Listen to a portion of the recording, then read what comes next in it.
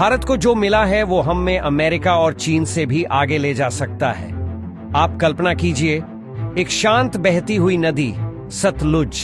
सदियों से यह नदी पंजाब की धरती को सींच रही है, इतिहास की गवाही देती हुई बहती जा रही है। लेकिन हाल ही में इस नदी की रेत ने ऐसा राज खोला है जिसे जानकर न सिर्फ भारत बल्कि पूरी दुनिया चौंक गई। आईआईटी रोपार के कुछ रिसर्चर्स जो एक सामान्य सॉइल स्टडी के लिए सतलुज की रेत को एनालाइज कर रहे थे, लेकिन तभी उन्हें कुछ ऐसा मिला जो उन्होंने कभी सोचा भी नहीं था। एक ऐसा धातु, मेटल, जो दिखने में तो मामूली लगता है लेकिन जिसकी वैल्यू गोल्ड से भी ज्यादा है। नाम है टेंटलम। अब सवाल उठता है, आखिर ये टेंटलम है क्या, और क्यों अमेरिका जैसे देशों की नींद उड़ गई है जब उन्हें पता चला कि भारत ने इसे ढूंढ निकाला। टंटालम, एक ऐसा नाम जो शायद आपने कभी सुना भी नहीं होगा, लेकिन आने वाले वक्त में यही नाम हेडलाइंस में छाया रहेगा, क्योंकि ये कोई आम धातु नहीं, ये है भविष्य की जरूरत। इस मेटल की सबसे अनोखी बात है इसकी साइलेंस। ये ना घिसता है, ना टूटता है, ना किसी केमिकल से जल्दी रिएक्ट करता है। चाहे एसिड हो, एक्सट्रीम रेडिएशन या 3000 डिग्री सेल्सियस तक की हीट, टेंटलम की बॉडी में कोई हलचल नहीं होती, जैसे किसी योगी ने तपस्या में खुद को शांत कर लिया हो। मेडिकल वर्ल्ड में इसे बायोकम्पैटिबल मेटल माना जाता है, यानी अगर इसे इंसान के शरीर में लगाया जाए तो ना ये इन्फेक्शन देता है ना एलर्जी। इसीलिए इसे पेसमेकर्स, डेंटल स्क्रूज और ब्रेन इम्प्लांट्स में यूज किया जाता है, वो भी ऐसी जगहों पर जहां किसी भी और मेटल को डालने का मतलब होता रिजेक्शन या रिस्क। पर यह तो बस शुरुआत है। टेंटलम का इस्तेमाल इलेक्ट्रॉनिक्स की दुनिया में एक रेवोल्यूशन की तरह है। इसके बिना हाई परफॉर्मेंस कैपेसिटर्स बन ही नहीं सकते, और ये कैपेसिटर्स वो होते हैं जो आपके मोबाइल फोन, लैपटॉप और इवन स्पेसक्राफ्ट को चलाते हैं। एक छोटा सा एग्जांपल दीजिए, नासा के मार्स रोवर्स में जो इलेक्ट्रॉनिक सर्किट्स हैं वो टेंटलम कैपेसिटर्स पर ही चलते हैं। क्यों? क्योंकि मार्स जैसी हार्श एनवायरनमेंट में एक भी स्पार्क या शॉर्ट सर्किट पूरी मिशन को खत्म कर सकता है, और वही मेटल अब भारत के पास है अपने ही नदी की रेत में। टेंटलम को डिफेंस में भी साइलेंट वॉरियर कहा जाता है। इसका उपयोग होता है स्टेल्थ टेक्नोलॉजी, आर्मर प्लेटिंग और इवन न्यूक्लियर रिएक्टर्स में। जहां यूरेनियम रिएक्शन होता है वहां टेंटलम उसे कंट्रोल करने में मदद करता है। आज पूरी दुनिया इसे फ्यूचर रेडी मटेरियल मानती है, और भारत उसे नेचर ने अपने हाथों दे दिया है। जब आईआईटी रोपार के साइंटिस्ट्स ने सतलुज की रेत में यह डिस्कवरी की, तब शायद उन्हें भी अंदाजा नहीं था कि यह पूरी दुनिया की स्ट्रेटेजिक इक्वेशन को हिला सकती है। टेंटलम एक ऐसा मेटल जो इतने लिमिटेड देशों के पास है कि दुनिया के सिर्फ 5% हिस्से को इसकी पूरी प्रोडक्शन का एक्सेस है, और अब भारत उस मैप में शामिल हो गया है। जैसे ही इस खबर की पुष्टि हुई, ग्लोबल रेयर अर्थ मार्केट्स ने तुरंत रिस्पॉन्ड किया। एक्सपर्ट्स ने कहा, India has entered the game. अब तक रेयर अर्थ डिप्लोमेसी सिर्फ चीन के इशारों पर नाच रही थी। दुनिया के करीब 60% से ज्यादा क्रिटिकल मिनरल्स का प्रोडक्शन सिर्फ चीन में होता है।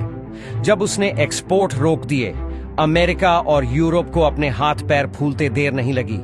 अब भारत के पास एक मौका है, सिर्फ बाजार का हिस्सा बनने का नहीं, बल्कि उसकी दिशा तय करने का। भारत सरकार इसको लेकर काफी अलर्ट हो चुकी है। इंटरनल रिपोर्ट्स की माने तो इस मिनरल को स्ट्रेटेजिक मिनरल रिजर्व के रूप में टैग किया जा सकता है। इसका मतलब यह होगा कि इसकी माइनिंग और डिस्ट्रीब्यूशन टाइटली कंट्रोल्ड एजेंसीज जैसे BARC, DRDO और ISRO के जरिए होगा।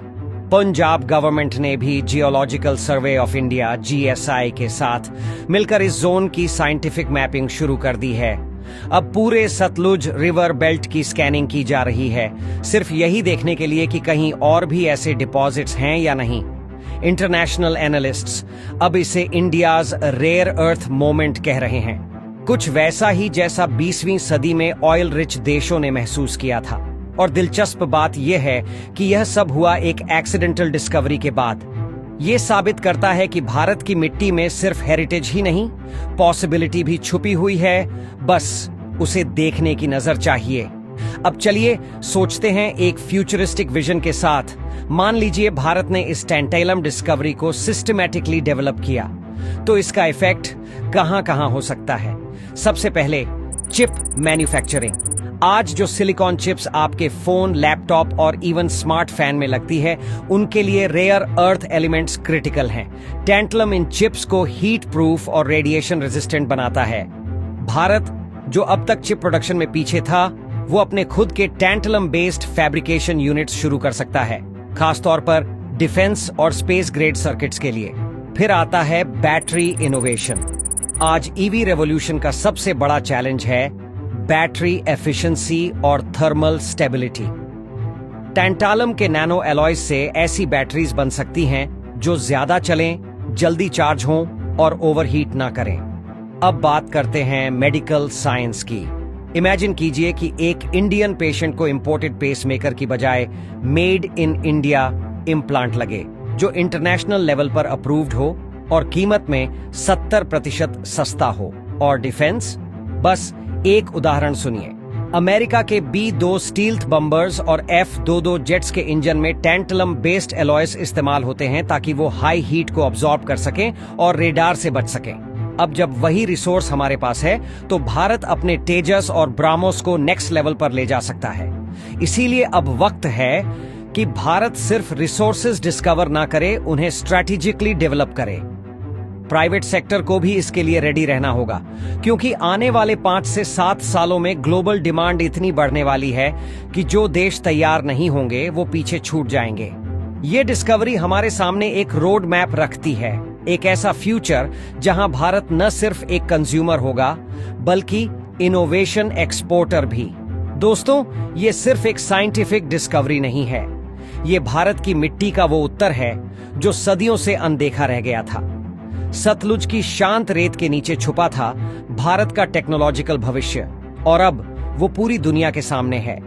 कभी कभी नेचर खुद चुनती है किसे वो अपने रहस्य सौंपे, और इस बार उसने भारत को चुना है।